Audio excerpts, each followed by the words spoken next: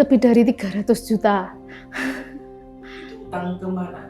Ke perbankan, cuma mereka ngasih ini kan waktu corona, tempo kayak gitu. Sekarang udah lunas? Belum.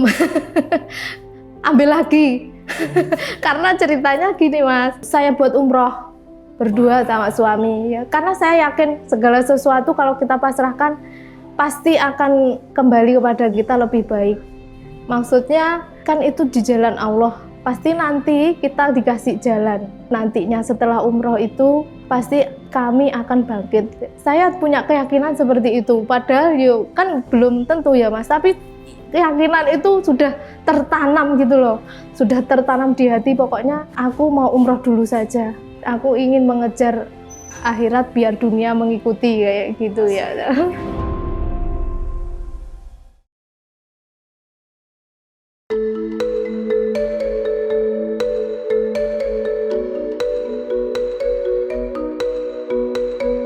Assalamualaikum warahmatullahi wabarakatuh. Nama saya Bu Susi Lowati dan bisnis saya namanya Susi Rahayu Handicraft. Ya, Rahayu itu kebetulan dari ayah saya dulu punya usaha yang dinamakan Rahayu. Jadi kan waktu sekolah beliau sudah meninggal, waktu saya sekolah beliau sudah meninggal dan saya punya cita-cita ingin nantinya namanya itu diteruskan ada Rahayunya gitu.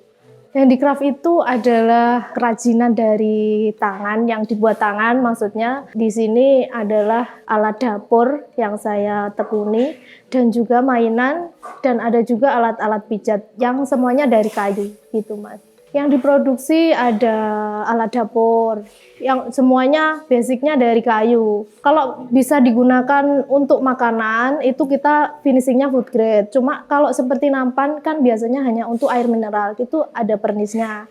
Namun kalau yang untuk alat dapur sendiri itu harus saya food grade karena nantinya bersentuhan langsung sama makanan. Ada juga mainan ya, mainan JB ini yang bikin usaha kami up and down ini ya, gendang ini sangat spesial ya. Dan juga ada alat pijat yang terbuat dari kayu, yang karena daerah sini itu banyak sekali sumber daya manusia yang bisa digunakan atau yang bisa membentuk kami menjadi alat-alat dapur tersebut, membuat handmade ini, membuat kerajinan ini gitu.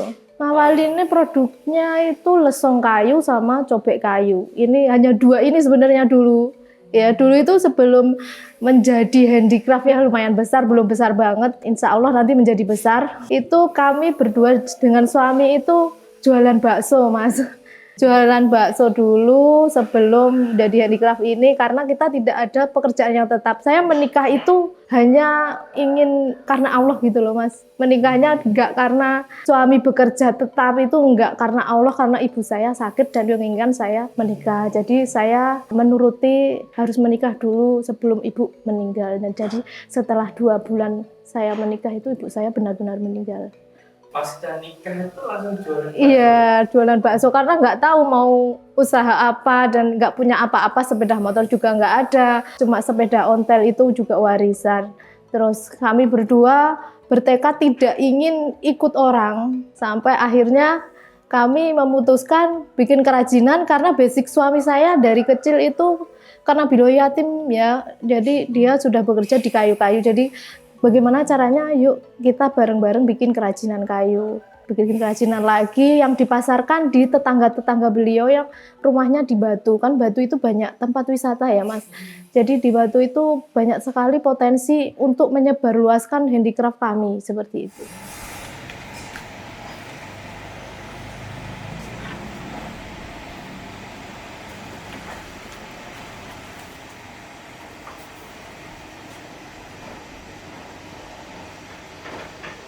Sebelum saya bikin handicraft ini, saya sudah punya supplier dari Batu juga ya, yang saya anggap sebagai saudara sampai saat ini. Tapi beliau sudah meninggal. Dia ngasih modal saya 5 juta untuk bikin namanya cobek sama lumpang kayu ini. 2 produk ini aja yang nantinya dikirim semua nanti ke beliau dengan intensitas 1 bulan itu bisa 5.000 sampai 10.000 pieces permintaannya. Jadi pertama kali yang modalin itu beliau di tahun 2006 itu. Itu berjalan sampai tahun 2016, jadi 10 tahun ya. Tetap seperti itu sampai saya sudah punya motor, saya sudah berkembang. Dan saya sampai sudah bisa beli tanah. Terus di sini itu FOMO ya, FOMO karena ada kendang jimbe. Kan ini bahannya sama berbenturan kan Mas, dan lebih mahal ke kendang.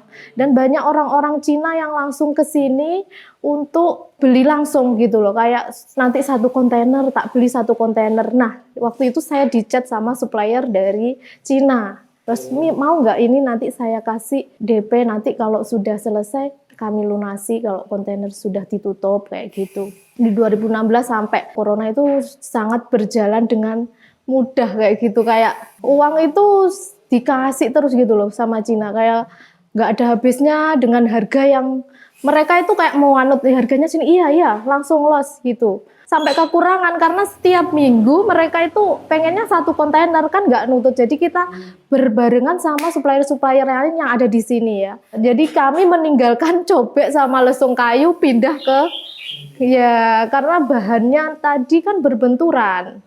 Pada akhirnya di 2018 itu mungkin karena kesalahan supplier-supplier di sini juga ya. Karena mungkin kualitas kurang bagus, masih basah di produksi dikirim, jadi sampai sana rusak. Akhirnya mereka cara menyeleksinya lebih ketat dan harganya pun direndah-rendahkan sampai turunnya sampai HPP-nya sampai ini badinya nggak ada gitu, selisihnya dikit banget. Jadi saya berpikir bagaimana ini untuk membayar karyawan, membayar ini sampai ada yang nggak dibayar juga karena akhirnya bayarnya jadi molor-molor. Yang pada waktu awal-awal itu enak uangnya dikasih terus, ini pada 2018 itu uangnya itu lama, masih 2 bulan, 3 bulan, kan kami nggak bisa lagi berbelanja bahan lagi, nggak bisa bayar karyawan jadi tersendat-sendat. Terus ada lagi supplier yang dari Korea juga waktu itu saya untuk kendang yang kecil-kecil, yang Cina itu kan yang besar, yang kecil itu saya ke Amerika tapi ada brokernya orang Korea.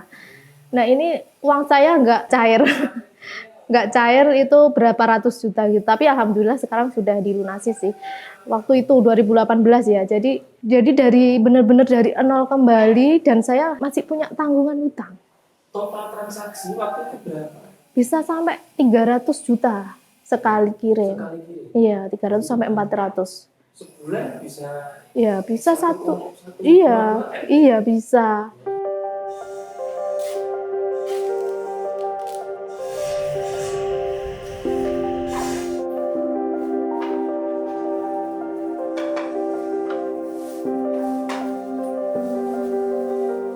Masih nanggung utang tuh gimana ceritanya? Iya, karena ada yang nggak dibayar-bayar gitu loh Mas. Terus akhirnya kan ditekan, harganya ditekan, akhirnya banyak kendang-kendang yang diretur juga. Ya, dari situ kita akhirnya nggak kuat menanggung ini biaya-biaya ini. Sebelum corona ini ya, habis itu corona. Tapi di Cina kan sudah corona Mas waktu itu. Di Cina kan sudah corona, akhirnya saya yang memutuskan diri. Padahal sampai saat ini pun Cina masih membeli ya. Cuma saya sama suami memutuskan sebaiknya kita mengundurkan diri dari kendang yang besar. Karena kayaknya ini sudah dipermainkan ya, karena harganya pun yang mengatur sana, keuangan nanti bisa beberapa bulan, kayak gitu kan kita nggak bisa muter. Akhirnya saya memutuskan kembali ke lesung sama cobek. Jadi mengawali lagi ya. Jadi saya memutuskan menjual aset dan juga mobil, juga pickup. Pokoknya semua saya jual, bagaimana caranya menanggung hutang itu biar semuanya beres dulu. Jadi kita benar-benar dari nol lagi, alhamdulillah. Habis itu kita kembali ke lesung sama cobek. Pada akhirnya saya memutuskan untuk cobek dan lesung ini dengan suami dengan menambah beberapa handicraft lainnya yang lagi booming.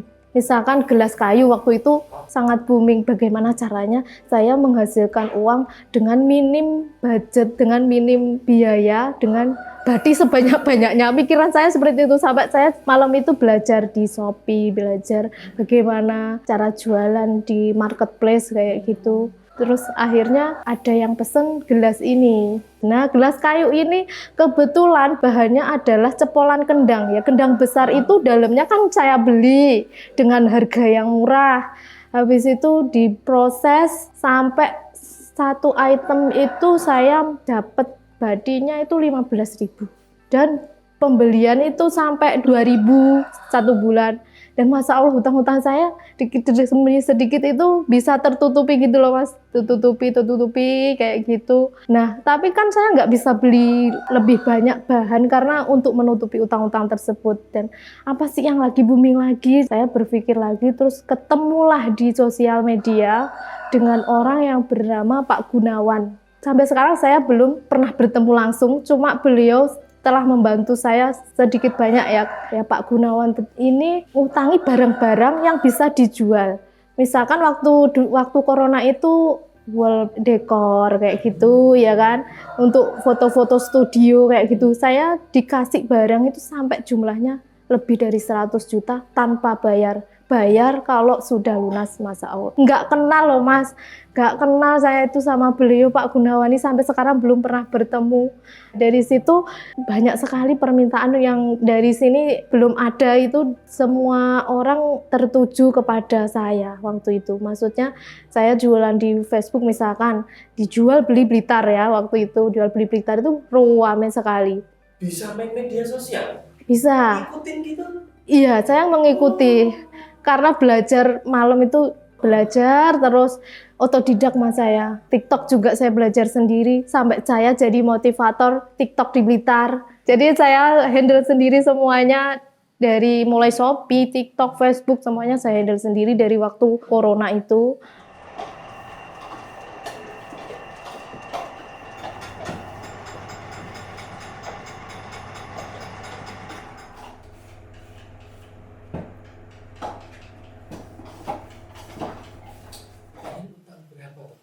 Nganggung utang berapa waktu? Lebih dari 300 juta. Dan ini saya punya sisian untuk ini nanti ada sisian uang, maksudnya ada kelebihan uang. Itu utang kemana? Ke perbankan, cuma mereka ngasih ini kan waktu corona, tempo kayak gitu. Sekarang udah lunas? Belum. Ambil lagi.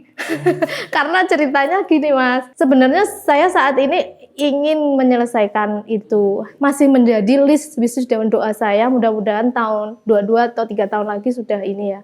Nah karena up and down-nya apa, karena saya nggak ada modal dan itu akhirnya kan sisa kelebihan dari saya jual tanah itu tadi nggak saya apresiasikan ke bahan baku saya buat umroh berdua sama suami ya, karena saya yakin segala sesuatu kalau kita pasrahkan pasti akan kembali kepada kita lebih baik.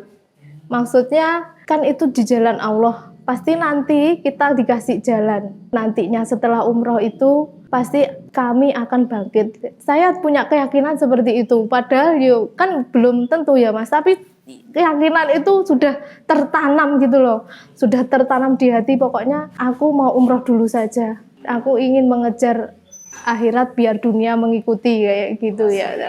Tapi dengan banyak sekali pengalaman ya, nggak langsung saya memutuskan untuk itu karena saya harus sholat dulu, sholat malam kayak gitu. Habis umroh itu 2018. Dan menjadi doa saya adalah saya dan suami itu ingin haji Mas. Haji kan nunggunya lama ya. Saya ditanya teman-teman, Mbak udah haji belum? Belum. Loh, umroh seharusnya haji dulu yang dipentingkan.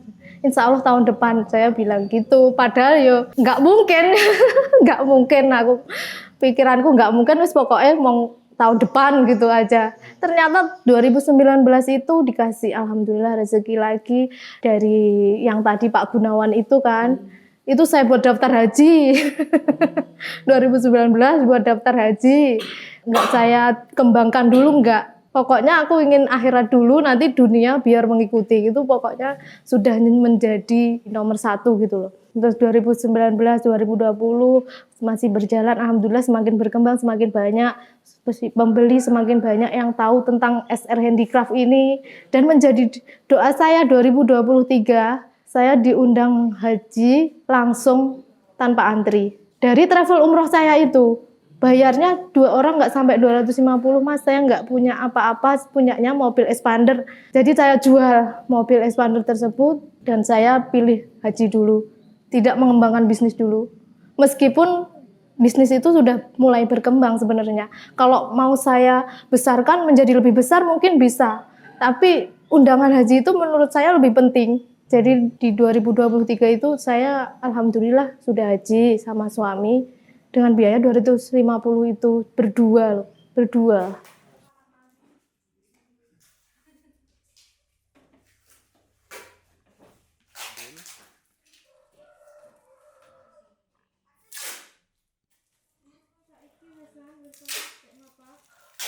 Yang paling laku saat ini adalah lesung kayu sama gendang kecil. Waktu itu juga saya ada supplier dari Malaysia untuk gendang ini sama lesung ya. Cuma sekarang sudah ada yang langsung ke sana sampai 1 kontainer. Dulu saya cuma 1 pickup dititipkan ke Jakarta kayak gitu. Dan sekarang orangnya kayaknya sudah ada yang mengirimi gitu loh. Akhirnya saya mengembangkan di online ini. Di nomor 1 di online ini. Saya lebih ke TikTok Mas Sopi, saya tidak begitu mempunyai rezeki. Saya rezekinya kayaknya di TikTok, alhamdulillah omsetnya bisa sampai 20 sampai 100 juta 1 bulan di TikTok aja, 1 akun ya. Saya punya beberapa akun dan saya sendiri yang menghandle. Teman-teman saya itu jarang ada yang jualan seperti saya, nggak ada malahan sama sekali. Kayaknya saya lihat cuma saya saja yang personal branding SR Handicraft ini. Teman-teman itu kayaknya nggak ada, kayaknya saya malu sudah tua kayak gitu. Karena mereka mungkin sudah punya pekerjaan lain. Kalau saya kan ilmunya kepepet tadi, karena utang tadi kepepet karena banyak karyawan. Bagaimana caranya saya harus tetap bersamai karyawan saya? Kan soalnya banyak kan yang saudara ya Mas. Bagaimana saya tetap bermanfaat untuk mereka semua? Bagaimana caranya? Seperti itu saya harus selalu belajar dan mengupgrade ilmu. Total berapa? 20-an kalau nggak salah. Iya, lebih 80% saudara, masih saudara, iya. Masya Allah, saya ketemu orang-orang baik ya. Alhamdulillah itu selalu bertemu orang-orang baik karena mungkin banyak pengalaman dan pelajaran. Saya itu suka sekali berteman, suka sekali bertanya-tanya, kenyeh. Suka membrandingkan dengan semua orang, ya. Maksudnya baru kenal, ini loh daganganku ini. Saya suka seperti itu. Jadi ketemu sama namanya Bu Dewi Travelnya. Dulu dia supplier saya, Mas. Supplier saya lesung 2010 kalau nggak salah, 2008-2010. Lah, lost kontak karena saya, maaf nggih Bu Dewi, karena beliau itu kenyeh. Tapi pada waktu corona itu ketemu lagi dilelah Mas. Beliau pengen ketemu saya, pengen pesen lagi. Padahal sudah tak blokir, terus ketemu alhamdulillah baik-baik. Sekarang menjadi lebih baik, beliau menjadi lebih baik, saya juga menjadi belajar lebih baik. Dan ternyata beliau punya travel, tapi juga menjalankan bisnis kerajinan. Dari situ, kamu ikut travelku, nanti bayarnya dagangan. Jadi bayar separohnya dagangan kayak gitu. Yang kemarin saya habis umroh lagi 2025 ini, barusan 2 bulan yang lalu, itu malah nggak bayar sama sekali. Dibayar sama handicraft ini. Masya Allah, karena bertemu dengan orang-orang baik kayak gitu, itu juga rezeki ya. Rezeki itu tidak selalu bertemu dengan uang ya, bertemu dengan orang-orang baik, ingin belajar bersama kayak gitu, itu juga sebuah rezeki yang Masya Allah ya. Usaha ini dengan berdua sama suami ya? Iya, berdua aja. Perannya apa Bu dengan sama suami? Kalau suami lebih ke produksi, kalau saya lebih ke penjualan perannya, seperti itu. Saling melengkapi Bu? Iya, saling melengkapi. Tidak Karena pernah gegeran Bu? berselisih seperti itu sudah biasa Mas, berselisih tentang bahan baku yang belum digraji-graji, bahan baku yang belum datang-datang, atau pesanan yang nggak selesai-selesai karena orangnya ada yang nggak masuk, itu sering terjadi dalam kami berdebat ya. Karena dari awal saya sudah menjadikan diri pernikahan ini karena Allah, jadi saya selalu bilang kepada suami saya bahwa kita berdua harus jalan bareng, lurus, ada gonjalan, yuk kita bareng-bareng, kita jalani bareng-bareng, ada up and down apapun yang terjadi dalam rumah tangga, misalkan ada pertengkaran, ada apa, itu harus kita langsung selesaikan. Tidak sampai berlarut-larut, meneng-menengan, gak takon-takonan, itu kita alhamdulillah tidak pernah. Semua hal yang kecil-kecil itu nyandungi rezeki kalau menurut saya. Jadi dalam rumah tangga pun juga seperti itu. Saya kalau ada masalah langsung selesaikan. Kadang yo sik ngrundel, Mas, tapi kudu wis takon.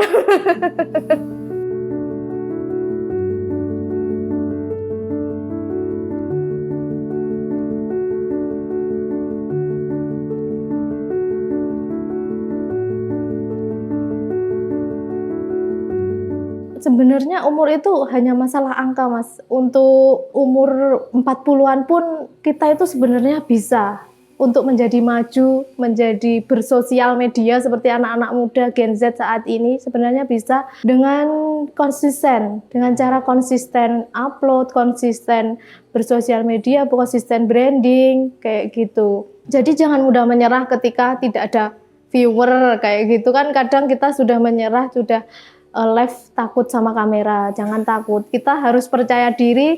Kalau takut dengan aku nggak berani karena aku jelek, ada filter. Ada filter, tetap semangat berjuang karena kita itu harus upgrade ilmu setiap hari meskipun umur kita sudah 40-an ini ya. Sebenarnya ya wangel belajari, tapi dengan cara kita belajar setiap hari itu nantinya kita bisa meraih uang dengan sosial media kayak gitu. Cara pesennya kalau bikin jenengan gimana?